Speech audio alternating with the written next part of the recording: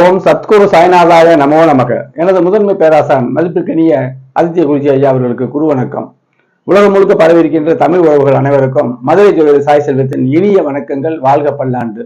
இன்னைக்கு நம்ம பார்க்க போற பதிவு, வீடு எப்போது கட்டுவீர்கள், வீடு எப்போது கட்டலாம் அப்படிங்கிற இந்த விஷயத்தை தான் இதில் விரிவாக பார்க்க போறோம். அதுக்கு முன்னாடி என்னுடைய அஸ்ட்ரோ சாய் செல்வம் யூடியூப் சேனலை சப்ஸ்கிரைப் பண்ணுங்க, லைக் பண்ணுங்க, ஷேர் பண்ணுங்க. என்னுடைய சேனல்ல 1000க்கும் மேற்பட்ட பயனுள்ள வீடியோக்கள் இருக்கு, பார்த்து பயன்பெறுங்கள். தெய்வ கடாட்சம் அப்படிங்கிற சேனல்லையும் என்னுடைய வீடியோக்கள் வருகிறது. புதிய வரலாறு அப்படிங்கிற சேனல்லையும் என்னுடைய வீடியோக்கள் வருகிறது. அஸ்ட்ரோ தமிழா அப்படிங்கிற மிகப்பெரிய ஒரு நிரஞ்சனமான சேனல்லையும் கூடிய விரைவில் என்னுடைய பதிவுகள் வர இருக்கிறது. தொடர்ச்சியாக தர இருக்கிறேன், பாருங்கள். தனிப்பட்ட முறையில் உங்களுக்கு ஜோதிடத்தில் எந்த ஒரு சந்தேகம் வேண்டுமானாலும், கேள்விகள் வேண்டுமானாலும் இந்த திரையில் தெரியக்கூடிய இந்த வாட்ஸ்அப் நம்பருக்கு தொடர்பு கொள்ளுங்கள்.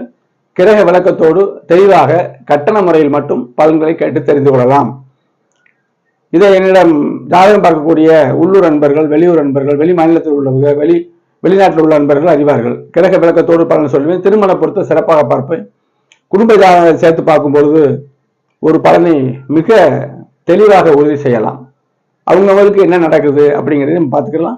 ஒரு குடும்பத்தை 7 சனி அஷ்டம நடந்துச்சுன்னா முன்னேற்றத்தில் ஒரு சிறு தடைகள் இருக்கும். அவங்க ஜாதகத்துக்கு தகுந்தவாறு அதையுமே குடும்ப ஜாதகத்தில் சேர்த்து பார்க்கும்போது கண்டிப்பாக பார்க்கலாம். இப்ப இந்த வீடியோவை பார்ப்போம். வீடு எப்போது கட்டலாம்? எல்லாருக்குமே சொந்த வீடு கட்டுறதுக்கு ஆசை இருக்கும். கிராமத்தில் சொல்லுவாங்க, ஒரு ஓலை குடிசையாவது வேணும் தங்குறதுக்கு அப்படிம்பாங்க. சரியா? அப்ப வீடு அவசியமான அமைப்புல எல்லோருக்குமே வீடு அமைகிறது இல்லைங்க. கடைசி வரைக்குமே வாடகை வீட்டுல இருந்துட்டு போறவங்க இருக்காங்க.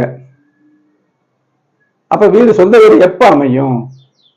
தசாபுத்தி அமைப்புல ஜாதகத்துடைய வலு, ஜாதகத்துடைய அமைப்பு, தசாபுத்தியோட அமைப்பு, அந்த வீடு சம்பந்தப்பட்ட தசாபுத்திகள் வரணும்.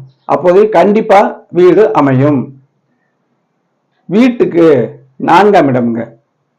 லக்கணத்திலிருந்து 4ஆம் இடம் தான் வீடு. வீடு, வாகனம், தாயார், தன் சுகம் எல்லாமே குறிக்கும். ஒழுக்கம், இந்த அமைப்பும் குறிக்கும். சரியா? உறவினர்கள் இப்படிலாம் குறிக்கும். அப்ப இந்த இடத்துல வீடை மட்டும் நம்ம எடுத்துக்கிடுவோம். 4ஆம் அதிபதி பலம் பெறணும். அப்புறம் எல்லாருக்குமே சுக்கிரன், அதாவது சந்தோஷம் அப்படிங்கிற அமைப்புல வீடு, வாகனம் எல்லாமே சுக்கிரன் தருவார். அப்ப சுக்கிரனும் 4ஆம் அதிபதியும் கெட்டு போகாம இருக்கணும், நல்ல ஒளித்துவமா இருக்கணும். ஒளிதான் ஜோதிடம். கிரக பாவக சுபத்துவ பாவத்துவத்தான் பலன்கள் இருக்குதுங்க. சந்திரனுக்கு தான் சார அமைப்பை பார்க்கணும். இப்ப இது ஒரு கற்பனையான ஜாதகம். இதை வானியல் விதிப்படி தான் போட்டிருக்கேன். சூரியன், புதன், சுக்கிரன் பக்கத்தில் இருக்கிற மாதிரி போடணும், அவ்வளவுதான் விஷயம். இப்ப இந்த இதில் பார்ப்போம். லக்கணத்துல குரு, இவர் பிராப்தமான ஆளுங்க. 4ஆம் இடம் இங்க சுக்கிரன் நீசம்னு வச்சாலும் திக்பலம்னு ஒரு அமைப்பு இருக்குங்க. அது மட்டுமல்ல, புதனோட பரிவர்த்தனை வேற ஆயிருக்காரு. சந்திர அதியோகம் வேற விழுகுதுங்க. பௌர்ணமி சந்திர அதியோகம் விழுகு. அப்ப இந்த சுக்கிரனுக்கு பரிவர்த்தனை ஆகும் பொழுது ஏற்படுற பலமும் இருக்கு, திக்பலங்கிற அமைப்பும் இருக்கு, சந்திரனுடைய தொடர்பும் வருது. பௌர்ணமி யோகம் ஒளியாகவே இருக்கிறது. அப்ப சுக்கிரன் ஒளியாக இருந்தா கண்டிப்பா வீடு அமையும். 4ஆம் அதிபதி சொன்னேன், வீடு 4ஆம் அதிபதி சுக்கிரனோட பரிவர்த்தனையாகி சந்திர அதியோகத்துல இருக்குது. இவரோட இந்த ஜாதகம், இது கற்பனையான ஜாதகம். இது ஒருவருடைய ஜாதகமா இருந்தா அவருடைய தசாபுத்தி தகுந்தவாறு எந்த வயசுல அமையும்னு உறுதியா சொல்லி, ஆனால் கண்டிப்பா வீடு அமையும். வீட்டுக்கு மறுபடியும் சொல்ற, சொந்த வீட்டுக்கு 4ஆம் இடமும் சுக்கிரனும் தான்.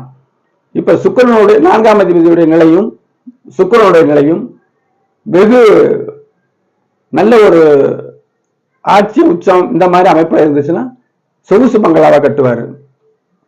கொஞ்சம் பலமா இருந்துச்சுன்னா அதுத்தக்க வீடுகள் அமையுங்க.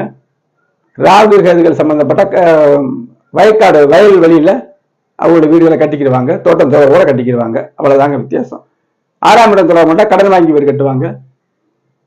6ஆம் இடம் வெளிச்சம் இல்லைன்னா அவருடைய முதலீடு அதிகமாக இருந்துச்சுன்னா அவர் சத்தான ஜாதகமா, யோகமான ஜாதகம், ஏற்கனவே நல்ல வருமானம் பெற்றவர் இருந்தாங்கன்னா சொந்த கடன் இல்லாம வீடு கட்ட போறாங்க.